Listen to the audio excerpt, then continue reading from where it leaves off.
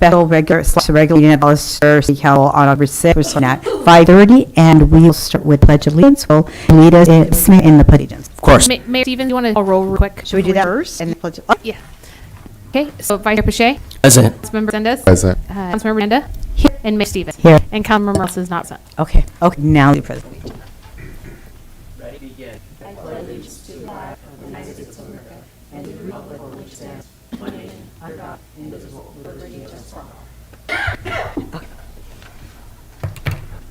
Okay, so we're going to start with sessions. See, attorney, can you read what the session items are, please? Yes, Mayor.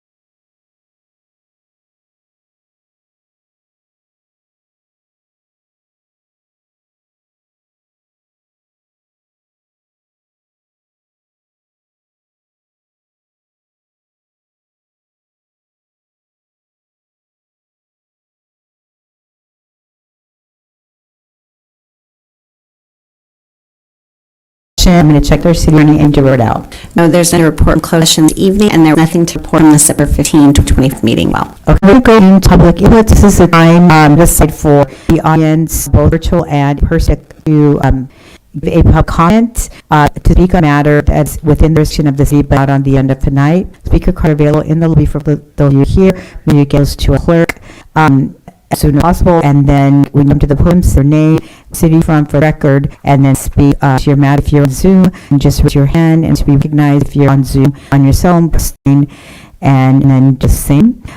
There's a maximum limit of 3 minutes per subject matter and max 30 minutes. 3 minutes per comment and 30 minutes per subject matter. Please note, state prohibits the city council from discussing or talking about taking any action on any item that's not on the. Mayor, is there no speakers? Okay, thank you for that. So we're going to move on to the consent agenda. Any member of the council have brief questions or comments on the consent items? Okay, not seeing any. We go to public comment. Any public comments from anything on the consent agenda? Okay. There are no good. public comments, consent items. Okay, so can I get a motion on the consent agenda? Can I get a second? Second. Those in favor say aye. Aye. Aye. Opposed? No opposition, so pass 5-0. So let's move on to our public hearing, 8.1.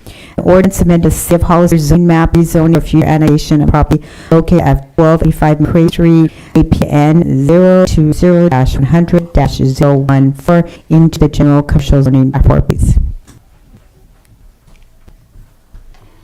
Thank you. Good evening, Council. Good Kelly, evening. your meeting manager with Community Development Department. This item, Mayor Mission, is rezone ordinance 25-3 for the future annexation of the parcel located at 1285 McCray Street, which currently contains the existing Toro Petroleum gas station. This is a site with location. APN of the parcel is 0-100-014, and the proposed zoning for this item is to general commercial zoning district. This is currently a county island within the city. It's surrounded by the city on all 4 sides. And this was initiated based off of the City Council's authorization to sell the adjacent surplus land. So you can see to the left the adjacent surplus property at the southern end McCray project that was being sold by the city on October 15th of, 2024. The city entered into agreement for the sale of that surplus land and is being sold to the owner of the such property at 12 McCray. Under the term of the sale is that it would annex their county island to the city in exchange for the plus island. A surplus property. So the council authorized initiation of this rezone August 18th, and then on August 8th, the planning commission heard this item, and they adopted resolution 20-21 recommending approval of rezone to council tonight. The property is currently served by city water and a septic tank. It's noted that annexation not require an immediate connection to sewer, but annexation facilitate future connection to the sewer as necessary if they want to connect or if septic failed and needed to connect. Wouldn't have to go through the annexation process to facilitate that connection. They would be in the limits. It will be served by our police service as well. On August 4th, this council adopted temporary annexation policy related to our 2040 general plan update, which states that no new annexation general plan is allowed. They did carve out exception to this property because of their plus agreement, the land sale. So this was found and reviewed our 2040 general plan update to affect that project. The council agreed to us to move forward ahead of that project. This project, because it had an existing facility, no development is proposed. No modifications that are proposed is exempt CEQA pursuant to section 15.3.1, which is an existing facilities section of the CEQA guidelines. And this brief overview of the annexation process. We are currently about in the middle process, which is the first hearing, introduction and first reading of the pre-zoning ordinance, which is a map amendment. If approved tonight by the council, we'll follow up with a second reading, adopt pre-zoning ordinance, as well as 7, which would be a resolution authorizing us to submit to LAFCO, who the ultimate approved body for the jurisdictional boundary change. Following that, apply to LAFCO. LAFCO will be the ultimate decision on the annexation, and then that would get filed with LAFCO, and then it would come into the city. With that, keep forward and seat. I am recommending to you hold a public hearing to introduce the ordinance amending zoning map, which was attached for your information, and then to schedule a second reading and adopt the ordinance for the next council meeting on October 20th. Any questions? Thank you for that, Scott. Appreciate that. Any questions from Kelly? Okay, I'm going to go ahead and start the public hearing. So we'll start the public hearing right now at 30. And Ms. Stevens, there are public speakers, public. Okay, so I'm going to close the hearing, the public hearing. Okay, so I'm going to reopen it, and then we'll close it. Go ahead. It's Evans Dooley.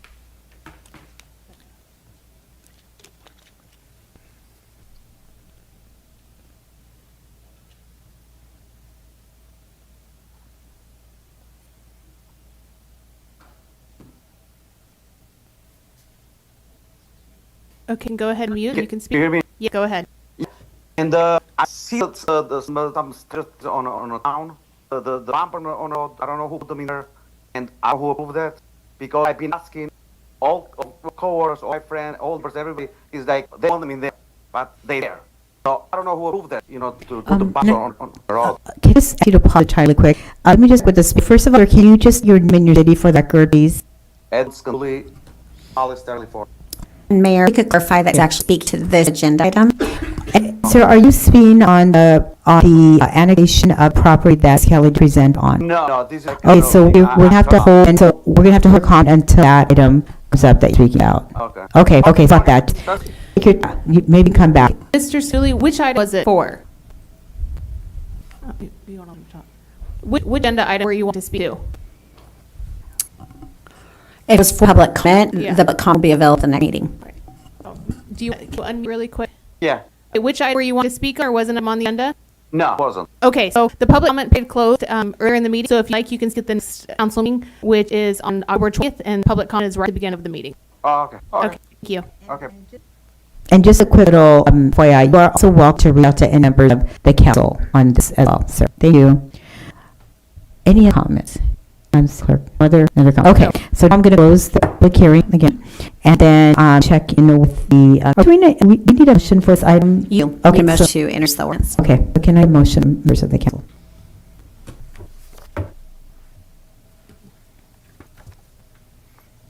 Motion to adopt ordinance amending City of Hollister zoning map presenting for future annexation of the property located at 1285 McGree Street into general commercial zone district. And can have a second. Second. All those in favor? Aye. Opposed? No. So the vote is 5-0. Thank you for that. So we'll move on to the next item. 8.2, amendments to zone ordinance of main language and zoning ordinance related to legislative updates, use matrix and definition. Thank you. Thank you. Again, with the planning department. This is zoning amendment 25-3 that's being recommended, initiated by staff and the planning commission as part of our overall zoning update and cleanup that we're working through. This is part of our cleanup that we've walked through for the last few years with council, and we've been slowly working on ordinance updates of planning vision to try to clarify and clean up our zoning ordinance. It has a lot of fusion parts and consistencies, and so we have created a page about the zoning ordinance overhaul that we posted to the planning site so that we kind of the public formed this. And the proposed phases, reminder the council, are phase 1, which is ongoing. That's added to the zoning ordinance as state law continue to be updated. We have a few in the recent years dating our AU ordinance, our SB9 ordinance, city bond ordinance. As they continue to adopt new laws once or twice a year, we'll continue to have to update those sections. And this is phase 2, which is kind of split out. We are proposing edits to our tables definitions tonight, some minor clarification state law to really clarify those tables. I'll go over this briefly, but I can answer questions. Following this, and we started working on phase 3. We're looking at overhauling entire permitting requirement sections to really clean up the processing, make sure each different application type a clear process, clear code section, no instances in code. And then phase 4 is a big one, which is everything else zoning ordinance, all design, review those types of things. Will likely follow our general plan update so the zoning ordinance becomes consistent with the general plan. So a long-term project right now on phase 2. This item was reviewed by the Plan Commission first in June at a session, and we had a public hearing with the Plan Commission on August 28th, where they adopted a resolution 2020-20, recommending the council's approval of the ordinance proposed tonight. So to go briefly over what we're proposing to edit, first is our SB92 unit development chapter. The state recently adopted a change to accessory dwelling unit government code section. They have changed the entire code from the previous section, which was like 65692, and they changed it to 6633. We are proposing to change orders to correct the government code reference. We are also updating our city business law and ordinance some new amendments. There's a series of laws here. One of the bigger ones is changed 100% affordable percentage. And so we're updating to be consistent with the newest laws in city business, our city bonus ordinance that we adopted last year. One of the big land use changes we're proposing for use tables is to update in accordance with religious assembly laws. We currently don't have consistent religious assembly versus secular, non-secular assembly, so we're proposing to update that to be consistent First Amendment regulations for treating assembly, secular, non-secular, the same. So that's proposed update for our code. That's something that's been made. We are also adding a few other state law uses, mostly related to things like supportive housing. There's a few definitions, like support housing, transitional housing definitions we were missing, uses that were missing from our tables. So we're adding in those uses to our tables where they're currently permitted because of state law, we're being actual into our code. We are also updating, or more proposing to limit all of our current chapters of usables, up them so they are consistent. We aren't proposing too many changes, but we're proposing that stylized difference and assistance across all different ordinances so that use tables reflect use as a definition and it's what zoning it's in. Currently have issues because we have a lot of things in the use table don't have definitions that are referenced at all in the code or unclear why they're there. Some consolidation, cleanup. That's really the purpose of this, is to make what our current code says clear. We are recommending removal of the SNA, which is our architectural review permit, from use tables. Use tables are supposed to be for permitted uses or conditionally permitted uses. Site architectural review is separate and depending on the scope of work. It's a design review requirement. So you might be a permitted use but proposing change to build that requires design review. They're really separate things. The use tables are about permission to be there, or you need a conditional use permit to be there. If you're not proposing any changes to the outside of the building, you probably don't need design review. So cleaning up our use table, we have design review requirements chapters ready. To go briefly over every single table that we're changing, we are changing the residential use table, which is 1704-020. We're adding transitional housing, community care facilities required by state law, supported housing, family care are being amended to reflect state law, which means that we cannot require any permits for family care. So those are home cares. And again, cleaning up use names for consistency definitions, limiting a lot of necessary notes at the end of all these tables as well. Our home office section currently does not have a table. It just lists the allowed uses in bullet points in that chapter. So we're proposing to put that into format of use table for the home office zone district to be consistent with the other chapters. And so you look at one zone district from another, reading the same way. Commercial and mixed uses, again, feel in place, clarifying our table. We have a lot of uses that don't have definitions, making sure that's clear. But we're also consolidating some things. We have some definitions where, a lot of different types of retail. We'll list it as 7 different types of retail. We can consolidate that into one type of retail. We don't something where, working retail and all these different types of things. We're proposing a lot of consolidation there and clarification. We propose a few different uses to be added in that don't currently exist. And any that we've added a definition as well to the definition chapter so that everything has a definition to revert back to. So tasting room, something proposing permit use of our commercial and mixed use zones. We're adding emergency shelters required state law. Proposing big bonds as a use with the definition, something missing from our codes, doesn't really have a place in the city. And again, deleting a lot of unnecessariness that are inconsistent with the chapters. Industrial uses, same thing, clarifying use tables, adding emergency shelters was required state law to be in code, removing redundancies, and one of the things we've updated for industrial and for commercial, some definitions to our commercial recreation to clarify indoor, major, indoor, minor, and outdoor commercial recreation and proposed uses for those. That would be your kind of jump room, big gyms, batting cages. We have a lot of increase for things like that. Shooting ranges, not your definitions now. We're proposing clear definition categories that will be helpful for both staff and applicants to understand where is their permit. Again, deleting assistance. For the airports and districts, we are doing a lot of redundancy cleanup, and we've also looked at all uses that are currently at our airport didn't have definitions, weren't allowed, and we're proposing to merge those two and add some definitions and add some airport-related uses into the table so they're allowed, and deleting those. Open space park and public facilities, same thing, upping for consistency with other tables and deleting any unnecessary notes covered in a section. Other big factor that we're proposing is to repeal the existing section, which 170220, replace it with its own chapter definitions, and every term gets its own section, so it's easy, clear to see what definition they're alphabetical. We also could add definition in the future, easily amend just a section of the code if we need to update definition in the future. So we think this will be a little easier for staff and the public to use. And every single term that are usables will have affiliated definition. So we've done to update definitions of new definitions, consolidation to make everything consistent and usable. In addition, so that's main bulk is state law and big use tables action cleanup, but staff and the planning commission recommend a few changes to the code. One of our changes that we're recommending is to section 724 OD, which is current project notification signage requirements. These signage requirements are placed into the code, very restrictive, and we found over the years that these are big 32 square foot signs get put on the project site, have the description of the project. We found that they're very wordy and difficult to read, to portray information, so we're proposing to remove this and simplify it. And staff has proposed guidelines really with the opportunity for visuals, some flexibility dependent on the project, and something could be a little easier to update as we see, so that we're making sure notification signs are actually helpful to the public if they drive these parties. So we're proposing change this section to help facilitate that. In mixed use districts, staff and the planning commission are also proposing change. We currently don't require mixed use in mixed use districts. So sometimes you see 100% commercial, sometimes you see 100% residential. And one of the concerns that we're seeing is not being able to meet our housing requirements, but also not being able to fulfill the intention of the mixed use district. So we are proposing to add into our zone ordinance requirement for housing and commercial and indication that mixed use is for mixed use, so that we can forward and see projects meet those requirements. I will say that with housing laws, there are going to be sometimes where they might qualify for exception and exemption commercial, but we think that this will help us meet housing requirement and the intention of mixed use a lot better than we are currently. That's the bulk of it. The sequel is exempt under Section 378. And just in conclusion, really looking to a big problem for us, especially the lack of finance. You know, you let ice table, someone comes to the counter and proposes a project or a business in a specific place. It's difficult to figure out where it's in, and sometimes we're between this one and this, and then we look at definition. Neither is defined, so it's difficult for us to help people. So we're trying to, everything in this table clearly says what the permit is, and everything in this table is fine, so we can match these business proposals and these proposals by public to where allowed in the city. So really thinking to be clarifying and very assist to staff and the public make it a lot more user-friendly to ARC. I think that's all I've got.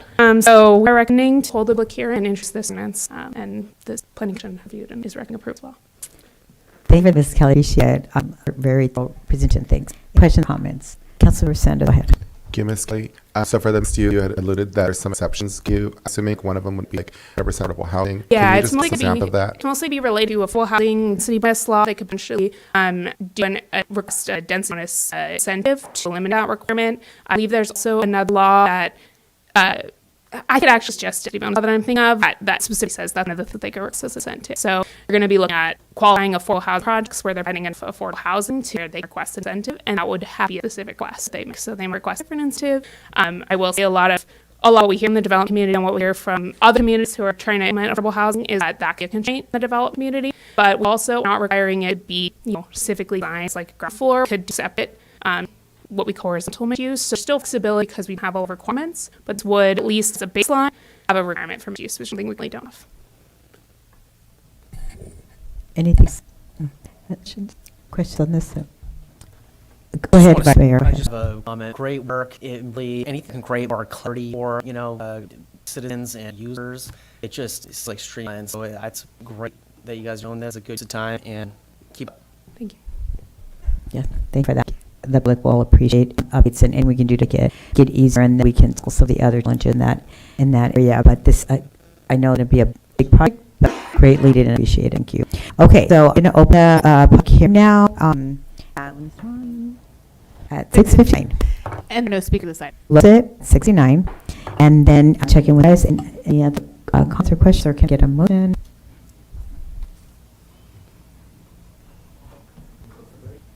I motion to adopt agenda item 8.2 amendments to the zone ordinance, amending language in the zone ordinance related to legislative updates, use matrix, and definitions. Second. All in favor, say aye. Aye. All opposed? Okay, no oppositions. Okay, so Thank you. thank you. Thanks, Kelly. Appreciate it. Oh, so let's go to committees that they committee meetings they've participated. Do we have any on this side? Not really, but I have a brief information. Okay, head Councilor Sims. Thank you. So, at last meeting, I believe that was the debt. Variances, a teacher that a lot of community served here was actually legal board members would request we close them, and we closed the because it wasn't done publicly. But I don't know public know that it's on the minutes. The council closed in her honor, and the mayor, myself, county board supervisor Vasquez went over the family, let them know that about a week or so. Thank you. Thank you. That. Mayor, you don't have to. Okay, thank you. Yeah, and just, this is FYI, just to piggyback on Councilman Miranda's thing. We met with them, they were very humbled and was able to, again, I went to service briefly and also expressed gratitude for all the work that Mary Anthony's did for the kids in this committee, and was greatly appreciated, and families asked to pass along to all council members and to our city about how honored they are with that. And then the other thing that I report on is we had our advisory committee last week. We officially started the contract for the feasibility study, the feasibility study, so that work already started. It was official. We finally officially started contracting the work, and that we ongoing with an update on them in a couple months. We also agreed to meet and add special meetings as needed, and so that will be coming up. And another thing we talked about was possibility of tapping into some dollars that might be available for after a response to an accident, some other response from fire that we can invest. So a conversation about it. So many for those who remember last meeting, our police chief talked about things that are here for situations where crime was involved, and we had the police responding to that, and that includes some city costs, and we may try to try to collect some of those costs back, and so we want to ensure the late incidents. More come on that because we decided to table that item and focus on the feasibility study. So more come on. And that's all I have to report. Okay, so I'm move on to the manager report. Yes, thank you, Mayor. Just a few brief items.